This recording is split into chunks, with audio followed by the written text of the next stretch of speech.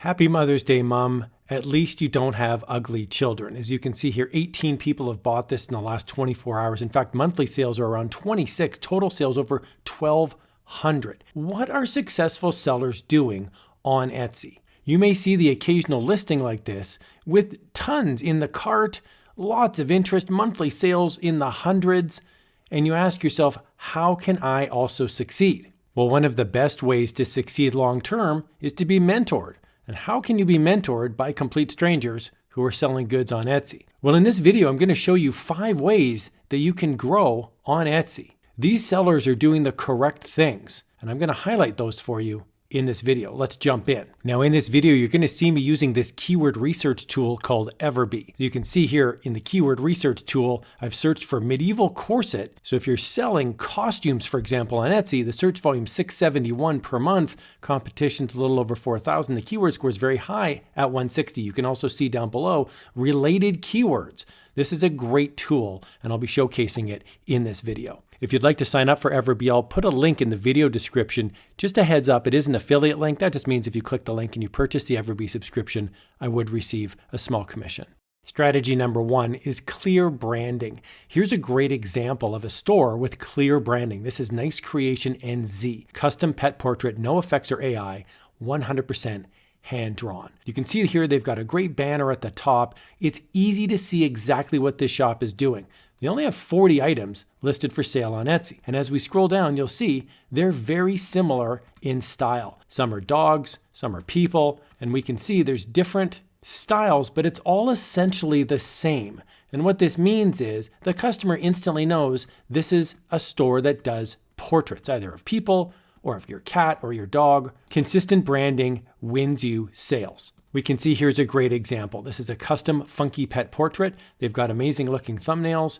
You can instantly tell what it is. Monthly sales 166, total sales 640, and this is a digital download. So what this means is they're not paying for shipping. They're just sending you a file, and then you can print it off yourself as a customer. I'm going to click this Analyze Listing button right here, courtesy of EverBee, and we can see total monthly revenue on a digital download is close to $5,000. Strategy number 2 is to use consistent visuals wherever possible. So here's a very successful store. This is Lake House Design Art. And as we can see here, they have over 140,000 sales. So what are they doing right? Well, they have a lot of items for sale. They have 414 listings. But check out the consistent visuals as we scroll down. The first thing I want to point out is that they have sections here over on the left. And you'll notice they've got them all capitalized, and they've also got spaces in between. Now, I just point this out to say it really stands out and it really makes it look unique. So I'm not telling you that you need to do all capitals, but I'm just saying they've picked something to make them stand out, and they've made it consistent. You'll see the thumbnails are almost all apparel, and it's almost always a woman in the thumbnail. Face is not shown or partially shown. And you'll notice that the colors are almost always earth tone. Some grays, some tans. Let's check out the chicken sweatshirt. You might not think this is a huge seller. A chicken sweatshirt, well, 20 plus views in the last 24 hours. Actually, monthly sales are 150, total sales over 4,000. So your first reaction might be to think, so wait a minute, everybody on earth is searching for a chicken sweatshirt or a chicken shirt? No, this may not be due to search, but they may have over 31 months built up a consistent, loyal following. And I can tell that this is probably true because of the number of favorites. People are coming into the shop and they're browsing through 414 listings. They like the look and feel of this store. So the more consistent you can make the visuals, now not boring, but the more consistent you can make the visuals, typically the better it will be. Strategy number 3 is to have consistently great reviews. Here's a great example. This is Bickle Designs. They're a one-stop shop for stickers, apparel, and more. Check out the banner. So not only can you contact them via Etsy, but you could contact them directly as well. As we scroll on down, we can see they have almost 5,000 sales, and overall, they're 5-star reviews. We can click on the reviews button and we can see 5 stars, 5 stars, 5 stars, and the list goes on and on. We can actually look at a listing. So for example, I'm going to click on this listing here. We can see it's in 20 plus carts. Monthly sales 24, total sales 159. This is becoming a hot seller. And what I can do here is analyze the listing. I can click right here. I can go into shop details. and I can actually analyze the shop. And one of the things inside of EverBee that you can look at is right here. You can click on the reviews. And we can see recently, because these are sorted by date, we can see two things. One, consistent 5-star reviews. And two, if something's not 5-star, we can take a look at why. Maybe they left some feedback and they said, I didn't like the shipping or I didn't like the price point. So here's an example of a 1-star review, and you're going to get this from time to time on Etsy. Never received the item, so maybe it was lost in the mail. But overall, though, you can see the vast majority of these are 5-star reviews, and chances are, if you get enough 5-star reviews, people will start coming back and purchasing from you again and again, especially if you're offering similar products in similar niches. So how do you get great customer reviews? Number one, make sure to answer your emails. People on Etsy are going to tire kick. They're going to ask questions and not necessarily purchase anything. That's okay. Make sure you're consistently and quickly answering customer questions. Number two, offer a high quality product wherever possible. Now, this might be a trade-off, especially if you're trying to save costs or if you're using a supplier that's maybe a little bit lower quality, but you want to offer something you can be proud of. And three, make sure you're setting expectations with the customer. Have information in the listing. If it's a digital download, tell them it's a digital download. If the shipping is local, tell them that the shipping is local. If there's a turnaround time in order for you to make the good, tell them there's a turnaround time. Often setting the expectations is a difference between a happy client and a frustrated client. Strategy number 4 is to offer evergreen products. So here's an example of something that's not an evergreen product. This is a Christmas sweater.